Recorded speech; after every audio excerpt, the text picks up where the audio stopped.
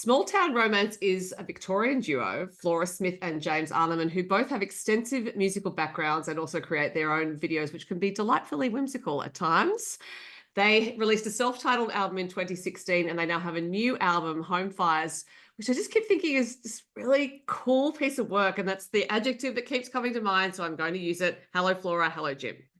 Hello. Very happy to be referred to as cool, aren't we? Absolutely. It's got this great sound to it. Like it's this whole vibe, and it's also a world, and it seems like a song cycle. So I'm going to ask you questions about this. So I think the tone is for this album is set in that first track, which is the title track, in which you're singing, Flora, and you know, it seems like this lovely tune of home fires burning, and then you listen closer, it's basically this woman saying, keep the home fires burning because I'm off and I'm not sure when I'll be back. So it sounds like the title sounds cozy, but the song is not. So please tell us whether this song actually set the tone for the album, or where it came in the process of making it.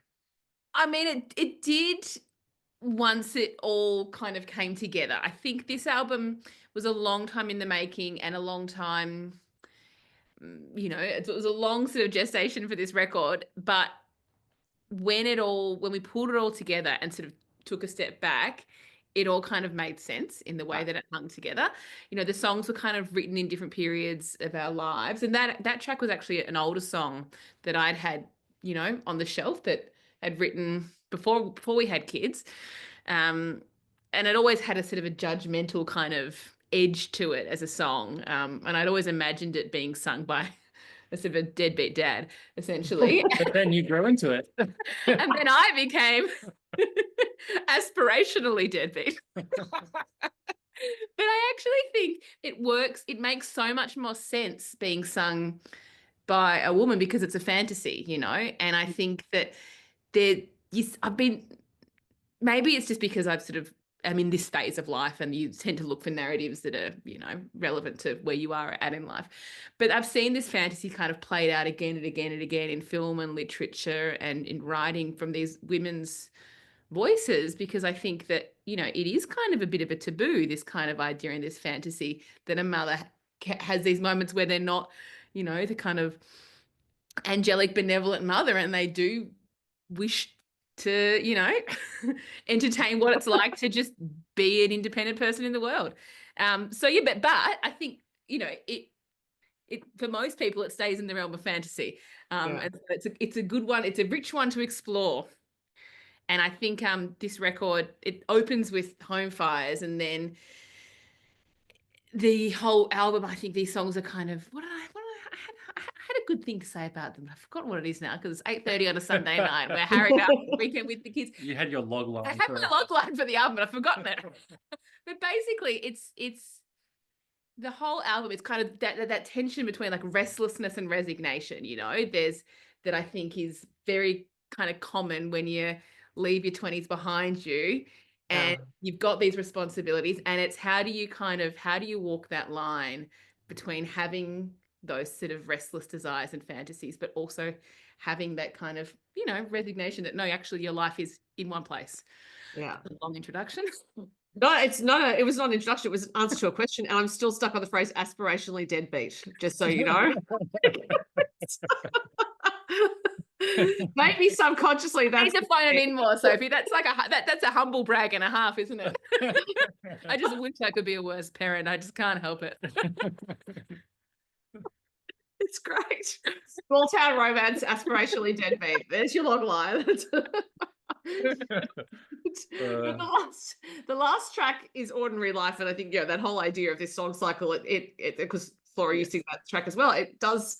If you put the album on loop, yeah, it does all feel like it's the same story, because that's about someone saying she has an ordinary life, except that really in the detail of it, we know that it's not ordinary. And at the same time, it's like everyone's ordinary, but everyone's extraordinary. So somebody's baby, somebody's child, somebody's mother, somebody's wife, defining oneself in relation to others, but also that idea that in that there's this richness of human connection, and it on the surface, it's an ordinary life.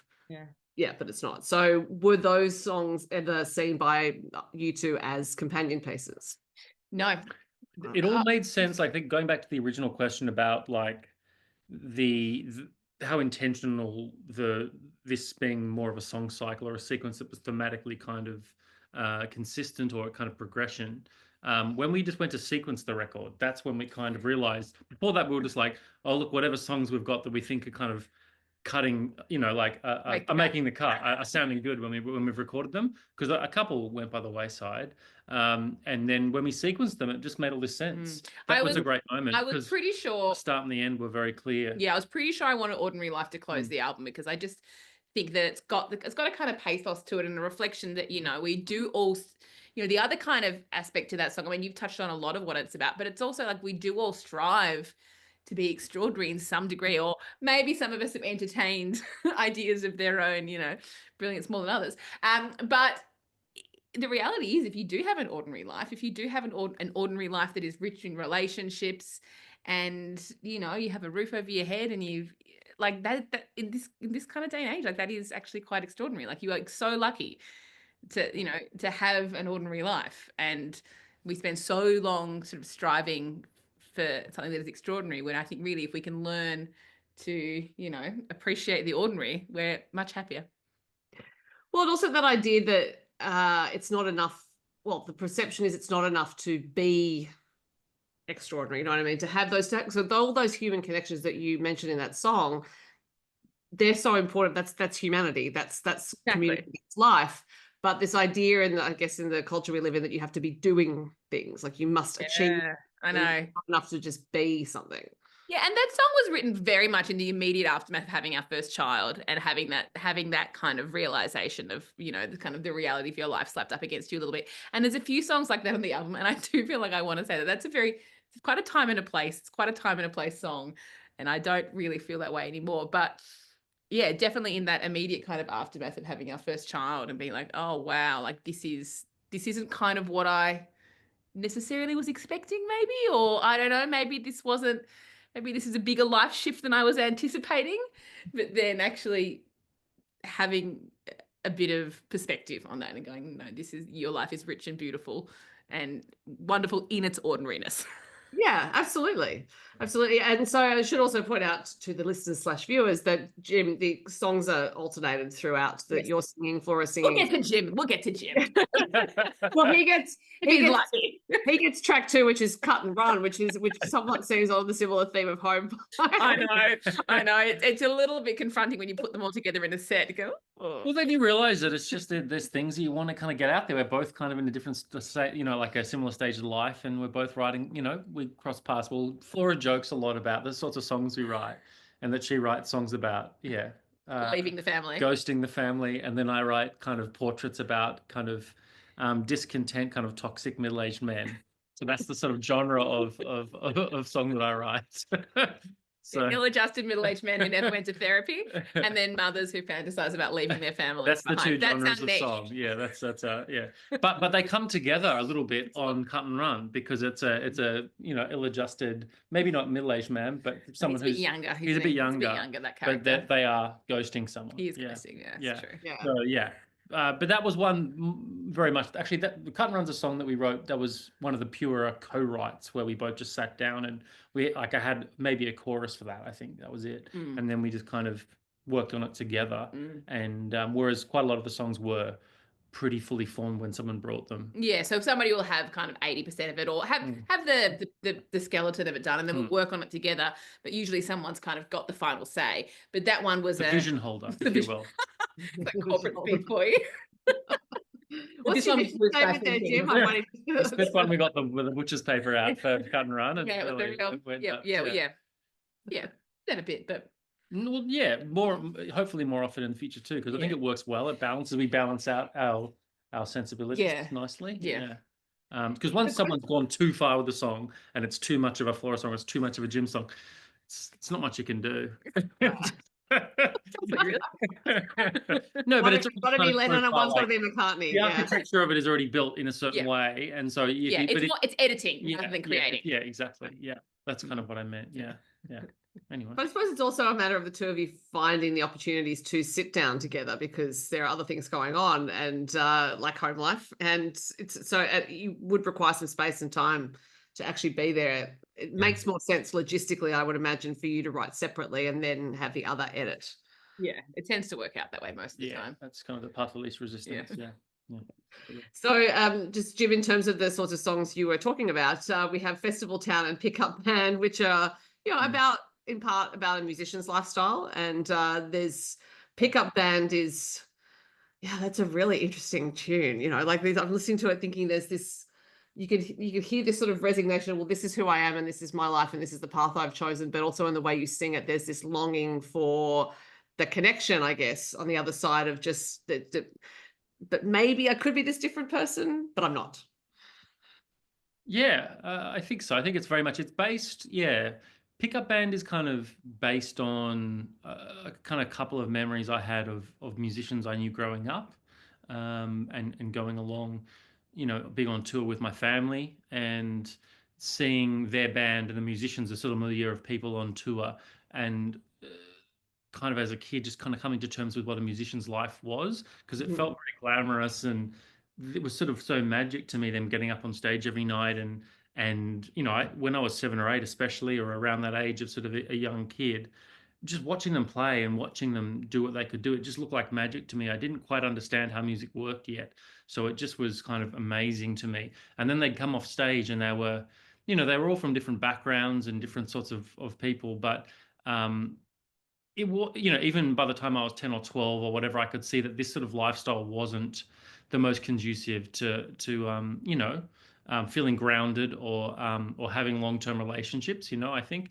And so it was just that sense that I got from those people, that flip side of getting to play in a new town every night and getting that amazing feeling of connection with the audience. But then the flip side of that is being that you are a little bit untethered in the world as a touring musician. And so, that's where that song came from. And just writing that one, it all just kind of came out in one go as sort of like a character study, but written in the first person.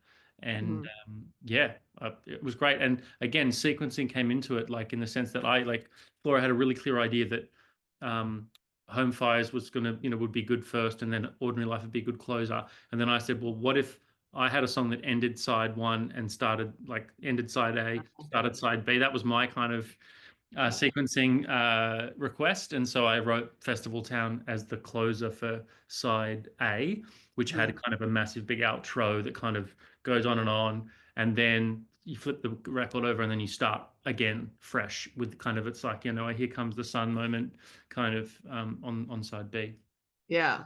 So it's interesting that you're structuring things that way, because obviously the LP, even though there is some vinyl around still, it's been a while since the advent of the CD, since a lot of artists would have thought about side A, side B, but is that a structure that you have always had in mind for your albums?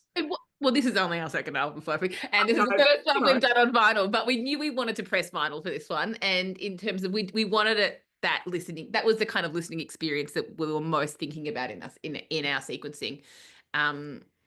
Yeah, I can see the ideal situation being someone sitting down and listening to it, side A, side B. But obviously that isn't the case always. Yeah, barely ever probably. But we still approach it like that when we sequence it. If you're going to make a record, which is whatever 9, 10 songs, I like to think that that's the ideal way to listen to it. I think it also just helps, even if somebody does listen to it in one, it just gives you a few more constraints to sort of work with. I think it's quite hard figuring out how to sequence an album. So in some ways, it's like, well, just sequencing 2 bits. It's kind of easier than sequencing the whole thing. Yeah. Well, because it would be really unusual to write a whole album in sequence, as in go, well, I'm going to do this thing and I'm going to write these songs. Obviously, that's like a full kind of concept sort of record. Concept record. Yeah. So it does, all these songs do really flow not as if you'd written a concept record, but almost like there was this subterranean theme going on. We do joke, because a friend of ours once made this comment, being like, aren't all records concept records? I'm like, well, they kind of are, really. That's a point. Not in that kind of meta Pink universe. Floyd way, exactly. but in a general thematic way, that there's usually something in you that's like quite consistent, that flows out through across all the songs, that you can kind of see, especially, you know, but you need some distance to sort of recognize it. And because we took so long to make this record, we'd had these songs kicking around for a few years, so we kind of started to see that that started to come into focus. The thematic kind of consistency across the record kind of came into focus around the time we were mixing and mastering and sequencing, which was good. Yeah. So you said there were a couple of songs that didn't make it. Was that because they didn't actually fit into the side A, side B structure you were developing? It's more just about the songs that kind of worked as a collection, and we didn't get very far with a couple. There was a couple that we might have just done a couple of bed takes off and been like, nah, it's not working right now. And so we didn't get very far with anything and nix it. We also did a bit of lounge room kind of acoustic recording during the pandemic, which got kind of put to the side, but we're gonna, you know, we've got some stuff kind of set aside for a different project that's a bit less, that's a more kind of acoustic and sort of slightly more folky, I guess, angle than the band record. So we had some stuff that we kind of popped aside. That's in that bucket of songs now. Yeah, buckets of songs for the many, many records that we hope we can make. Exactly. It took us 8 years to make this one, but we're hoping to shape off a few years. I reckon we can make this one in at least five years for the next record. So a different project, does that mean it would still be the two of you, but just you got to name it something else? Name the band something We're else. desperate to change our band name. But it's sort of it's logistically such a headache. I think that door's closed. I was joking about how you know when you do your captions on Instagram, whatever, it's been coming up as Small Town Romans, which I quite like. We just suddenly change our band name to Small Town Romance. Band name. I think it's such a great name. It's really good, isn't it? It's way less cutesy than Small Town Romance. Small Town Romance. That'd be good SEO right now because Gladiator came out yesterday. Yeah. Oh, so SEO. Hashtag Small Town Romance. Town Romance. Yeah. Okay. Sorry, that's sending my brain off in a whole tent. You're board building here, aren't you? I'm just remembering Russell Crowe's band now. He had a band that 30-odd foot of grunge. Hofog, yes. Wow. Anyway, focus. Sorry, focus. Sorry. Look, it's related. This is not a time we were talking about Gladiator. It's, Rusty, hello, musician. It's all related. It's all related. But actually, just going back to something you said, Jim, talking about pickup band, you said you were at an age when you were observing these musicians that you didn't know yet how music worked. I'm presuming you meant music industry, or was it like a bigger idea of where music fits into a life and a career? Less industry, more definitely that second part you mentioned about how music kind of fits into your life and how you can build a life around music. But I had kind of role models in my life that were showing me how they did that. So that it was really more about actually the way music works in terms of if you're a musician, just learning your craft and just how to be part of a band and how to be exceptional and just playing, and like how someone could just take a solo and just know what notes to play. Like it was just that base level of understanding music. Like I understood its power. Every night I could see how much of an effect it was just mesmerizing to a whole theater of people each night, but I just didn't understand that base level of it. And so for me it was like magic. Yeah. No, I think it is magic. Someone was saying the other day, or I read something saying that a song is like a spell. And I'm like, yeah, I agree with that, whether it's recorded or live. And the interesting thing about live performance is the spell can be different, same combination of words, but different outcomes. So whatever fairy dust gets sprinkled in live performance. I did want to ask about track 3, which is Wild Boys, which initially sounds like this great Duran Duran song. About what? Sorry, a Duran Duran song. Look, I'm keen on a bit of Duran Duran, but it's that whole idea of a mother saying to her sons, go and be wild because there won't be time later on, and it all sounds great. And then we get to the last verse, and we know the wildness has gone wrong because there's the flashing lights, but we don't know exactly how wrong. And what I wanted to say is, how dare you leave us with an open-ended story? I wanted to know how badly wrong it went. I wanted Michael Moore worried at police level. I like to think it didn't go too wrong, but it's I think everyone's got those relationships in their life, especially in your late teens, early 20s, with these young men who are beautiful and crazy and dumb and impulsive, and some of them get away with it and some of them don't. And I think we've all had our hearts shattered by boys like this, and it's that tension of just seeing these these young men and just go, God, I hope they get away with it. And I was just, thinking about what that must feel like as a parent. And most of them do get away with it, but not all of them. But that one again, there's a lot of drag racing around where we live. Okay. And I think I don't know, there was something in the news about drag racing, and there was, the talkback callers were full of people, and then I think, there's this, and there's also this kind of tension, I think, especially in Australian culture, where there is this, like, go and be wild, and boys will be boys, and sow your wild oats and stuff, but it comes at a cost sometimes. So but that was another one that just came out in one go, which is always a gift from the universe when that happens. It doesn't always happen that way. But it really connects, I think, with an audience, because everybody has those people in their lives. But then the video is the two of you, Yeah. and old footage of the two, as in childhood footage of the two of you. And I think, Flora, you close it out as well. So it's sort of this idea of that it is about a certain time of life generally, and it can apply to girls as well as boys.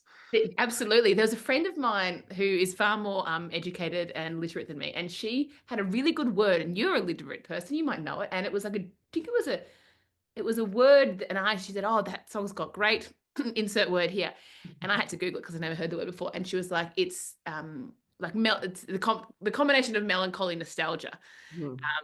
And I was like, and that's kind of that song, especially the way that the instrumentation kind of came together. It's got this sort of slightly sort of dreamy, distance sort of sounds to it. And the video we just should have shot, us wandering around looking earnest. And then Jim was like, we need something else. It needs another element, and suggest that. And it works really well, I think, because it is, it's there's something very reflective and nostalgic in the song, and kind of everybody's home movies have the same texture as well. So it's like, even if they're not your home videos and it's not you, it's immediately kind of evokes something, because you've probably got the equivalent in the, the equivalent kinds of memories and the equivalent kinds of photos that can kind of, be conjured up in that as well. Yeah. Well, thematically, it wasn't a literal, engagement with the narrative of the song, but certainly thematically it was in the right place. No, it was bittersweet, I think, seeing the home movies, and the song is bittersweet as well. What is not so bittersweet is the title of the latest single, which is Piss Fit and Boogie, which I think is a literal title. Please tell us the story behind the song. It's again, like, it's a very, just like, there's a lot of kind of thinking about your previous life in this album, and this is one of those that's very much thinking about those times when you were at your wildest, or sort of at your most hedonistic, and reflecting back on that. But also, just, we wanted to do a really good time song, a song that was really fun to play live, and kind of tapped into a lot of the stuff that we love, a lot of the bands that we love that are just good time Saturday night bands, and but the lyrically, it just came from a couple of different things. The second verse is about a housemate I once had. She was Swedish. She was on a gap year from Sweden, and she was just like, she was about 4'0", but she partied so hard, and like partied everyone else under the table. And one day she wasn't at the share house, and I was wondering where she was, and then she was gone for a couple of days, and I was ringing around to see where she was, and then I went over to see the bouncer of her favorite bar, and he told me that she'd been deported, and he wasn't clear on why she'd been deported, but she'd been deported. And anyway, so she's fine, by the way. She's fine. But it all too hard. She just partied very, very hard. It must have been a visa thing, but yeah, it was just my memories of just like, that, and I was living right across the road from the Tote at the time, which is like a sort of pub in Melbourne with lots of bands on and stuff. So it was just like a very hedonistic time of life. So yeah, it's just a fun song about that, and realizing I've lost a step, and that is, I'm never returning to those times again, Living across from the Tote must have been very convenient for you. It was very good. It was only about 6 or 8 months, but that's all. That's all you need. All I needed. It was. That's all you I needed need. to dry out after that. Yeah. But also, you probably saw a lifetime's worth of live music. Oh yeah, that too. Yeah, absolutely. It was great. Yeah, no, it's a real heart of the live music scene anyway, and it still is to an extent because you've got the Gem up the road, which is another really great bar that has lots of country music. And there's a couple other venues that have popped up nearby. Rook's Return is just a short walk away. Like that's the real heart of a lot of live music in Melbourne. So it's and it still is. So it's great. Yeah. Now, you mentioned Good Times Saturday night party bands. You are going to be that on the 7th of December, which is a Saturday, at Coburg RSL. A cracking country Christmas. We just can't get away from our cheesy titles. Yeah, it's a We've done about, I think we've done about 4 or 5 of these over the years, Christmas shows. Look, it's really just a fun band show, but we do get a few Christmas numbers in there. Yeah, and we get some guests up. This is one where we get more guests than usual. Yeah, it's fun. It's just nice to sign off the year with and the Coburg RSL's got a really good dance floor as well, so it's a really great venue to put on a show where you can get the dancers up, and we won't have too many of our introspective kind of ballads, and this one will be jam packed with lots of the kind of more upbeat songs and some probably more of the kind of old covers that we used to do as well. Yeah, it'll be a dance floor gig, Saturday night, fun kind of show. Yeah. We're just looking forward to playing a show that's late enough that our kids won't be there, so we don't. It'll be an adult time. An adult time slot. A novelty for us these days.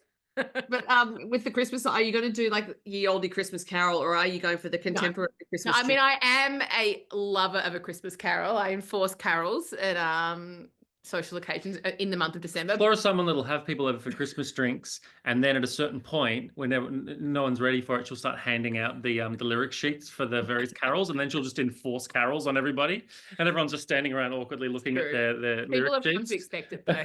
They know their soprano, alto. Yes, but no, these. I say these are fun Christmas songs. They're actually not fun because they're all country Christmas songs, and the only country Christmas songs that are not like really cheesy tend to be really quite depressing. But it's true. What are you going to do? You work with what you've got. They're still festive in their own way. Yeah, there's a few. There's been a lot of country Christmas records over the years. Like every big artist has their Christmas record, and so, but there's a few that have just stood the test of time. There's a handful of Christmas songs, country Christmas songs. There's about 7 good ones. There's about half a dozen good ones. Hundreds of albums. And but every artist has like at least one Christmas album with a bunch of forgettable. We've picked the eyes out of them though. Ours are quality. Yeah, we have. Well, and look, you might want to develop your own signature Christmas song if you're going to do. We have. I've got one. Yeah. As in you've written one. Yeah. Excellent. Yeah, I've had it kicking around for years, and I only ever play it when we have a Christmas show. And then each time we have a Christmas show, I work on it a little bit more, and it gets a little bit better. So it's one of these days. It might even be recorded or something. Yeah, it's a song. It's a paean to going and shopping in a shopping mall on Christmas Eve, and how depressing that is. Again, it's about going to Northland shopping. All good country Christmas songs are miserable. Well, Angus Gill released a Christmas EP a couple of years ago, which features. He's got that one about the "Don't Get Your Tinsel in a Tangle." That was great. That was and also this one called Mistletoe, which I thought was a nice play on it. And look, and Cheapskate Christmas. It's a good EP. I have to say. So I haven't looked. Yeah, I haven't looked at his. We haven't done homegrown actually. We haven't as many homegrown Christmas records. Yeah. And I was more thinking that you could have the developing genre of Australian country music Christmas songs. If he's there was a Slim Dusty Christmas compilation that was released. Yeah. There's some there. There Christmas When I Was As Big As You. That's our daughter sings that one. It's a really cute one that Slim sang with Kate, Jim's sister, and Mum, Anne. And we've taught that one to our daughter too. And so she sings that, and we sing that together as a little family Christmas piece. Look, you can contribute to the canon. That's all I'm saying. And you're already starting. Just have to record it and get it out there. So, looking ahead to next year, do you have some plans for these other songs you've talked about? Obviously, hopefully recording and releasing down the track. Any shows, tours, Tamworth Country Music Festival? Yeah, we're coming to Tamworth. We're coming. We've got a few shows in the second week. We'll be posting some details about those coming up soon. So we haven't been for a couple of years. So we're really looking forward to getting back. It's been we've had 3 years off from Tamworth. There you go. So so exciting to get back there. Yeah, And and then we're playing in Tassie earlier in January down at a folk festival in Cygnet, which will be really nice. Yeah. And we've got a few little things on the go. I think we'll do a few more sort of small runs first half of next year. Really try and flog the album a bit more. Got a bit of life in it yet. Well, I think it absolutely does. Yeah. And it's like we find like we can only kind of do pretty short little grabs of shows because it's about what the family will tolerate in terms of dumping our kids on them. So we're sort of at the mercy of their generosity a lot of the time. But we will be doing a few more. And then I think second half of next year, I think we'll be pretty keen to do a bit more recording. yeah, I'm pretty keen to get back into it and get something recorded. I mean, ideally by the end of next year, finish recording it, but we'll see. Yeah. We'll see. Is there a sense when you created this album and it's been a while in the making and it's there's a track from before you had children and all those sorts of things that you're tying off that part of your storytelling life, and it's like, well, okay, we've tied what it's out there, except then of course you're playing those songs live, so is there an opportunity when you're playing live to, I guess, reinterpret your own work, not necessarily in the performance, but more thinking, okay, yeah, I'm thinking of that song differently now? Well, there is, because we've been playing a lot as a duo, and so those albums, the recordings of them are very much band recordings. And when we get to play with a band, like, that's fantastic, and we really love it. But we've done quite a lot of reinterpreting some of those songs to be played in a more kind of stripped back acoustic way, and that's really fun. It's a good exercise, and it's like, and what you hope at the end, what we're always aiming for, is that the song stands up and can be, it's not a great song because of the way it was recorded. It's a great song because it's a great song and it can stand up, on its own little spindly legs without a full band. And that's been really reassuring that we've kind of put these songs together, and that we can, play them with different kinds of lineups and for different sorts of audiences, and they do still kind of connect and carry across. Do you each have a favorite track on the album, and if so, is it the same one? Picking your favorite babies. And it probably changes. If you do have one, I'm sure it changes. I think I've got, like, I think it does change. I think my favorite that Jim wrote is Pickup Band. I love it. And my favorite that I wrote, probably Wild Boys. And like, as well, because that was a really fun recording process. Like, we recorded that one. It was one of those, we'd recorded it a few different ways and it wasn't working.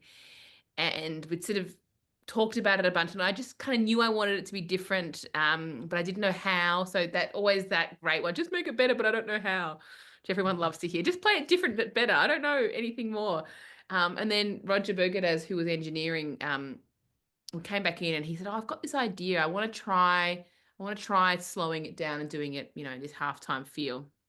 And he just sort of tapped it out and played it to the band, and then we played it sort of for the first time with that feel, kind of start to finish live, and that's basically what you hear on the record. So it was one of those really kind of magical moments where it all just kind of was like, that's it, like, that's the song.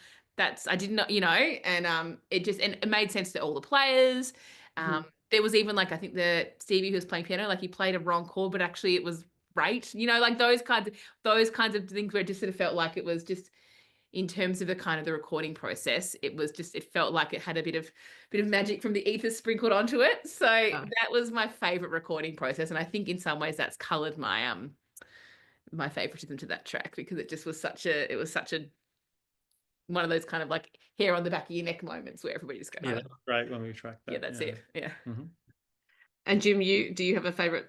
I think on the record, like, as a piece of recorded work as well, Home Fires is probably my favorite that endures. It's just got some magic about it for me, and it's very, it also, the experience of recording it was so easy, that just came together because it was such a great song. The band didn't have to do too much. Like, no one's playing too much on that song. It's just everyone was very light touch, and that worked really well for that song. And even like my harmony, I had my harmony all through it, and we just cut it right back, didn't we? And I only come in about a minute and a half into the song, and then just less is more approach, and it just came together so well, and the mix was great, and then we got it mastered. It just got better each time. It was just the smoothest, easiest process of recording a song, I think, that I've ever had. And I've been so happy with the result. Yeah, it's great. Because the sound of the album, it's so none of the songs sounds like each other, but the sound in total is really cohesive. It's very identifiably you. So given that you did have quite a long break between recording, what was it? Was it? I don't think it probably was difficult for you to sustain that sense of your own sound. But I'm wondering if from the very start, like right back when you released that self-titled album in 2016, you had that really strong sense of who you were sonically. Well, that's quite reassuring to hear, because we often feel a bit like, we've got really diverse tastes in what we like. And we are not very good at just kind of sticking to a particular, sort of collection of sounds or collection of instruments. So we do have, one song's got, sounds kind of Cajun, or a bit like Little Feat, or a bit more kind of like a David Lynch thing. And we do sit down one time to go, is anyone going to know what to do with this? Yeah. So it's really reassuring to hear, people say that it does feel like a cohesive, it's got a kind of consistency and a through line that carries across. So that's very nice. So thank you. It kind of feels like, what kind of sounds like almost, or feels like too, being in a big house and you're wandering through rooms, if that makes sense. Yeah, that's cool. Okay. Yeah. I like that. I think that I do think, because we are two just separate voices and separate writers, like that is a kind of that makes it harder for the album to not have these kinds of moments of sort of like, left-hand turn here. But we do have a very shared kind of language in the way that we write. I think there's quite I think we've got, slightly different sort of approaches, but I think we get away with it. But our tastes are very similar, really. Like we love the same sorts of music. We kind of have a so we have the same references as well. Yeah, we have a good shorthand of kind of But no, it is. I do think it is a bit of a challenge to kind of tie all the threads together sometimes. Absolutely. And this record, because it was just done over a period of time and we weren't in a rush, we were just like, we'll just take our time with it. It just meant that for each song we sat down and went, well, how about we get so-and-so to do some slide guitar on this one, or maybe pedal steel old mate over here, or whatever. And that's, some people want to make a record in 10 days and they have their 4 plays they bring in and they're like, let's just make this record. And there's a different energy to making a record like that, which can be amazing as well. But it's just very different approaches to making a record. So it was just a virtue of the timeline that it has that sort of variation on it, because we had time to just play around, and sometimes we recorded a song. Much time, I would say. It was too much time. We re-recorded some songs. Never make one like that again. We re-recorded songs 2 and 3 times sometimes, just because we were like, it's not quite working. Let's just try it again. But really, next time it would be one and done. Well, there probably, as you suggested, won't be as much time between albums, and so you will have this momentum that keeps going. That momentum is going to carry you through to your Christmas show on the 7th of December, to the Tamworth Country Music Festival, and there's more planned next year. I am going to leave it there, but it's a great album. Thank you so much, Flora, and so much for having Small Town Romance.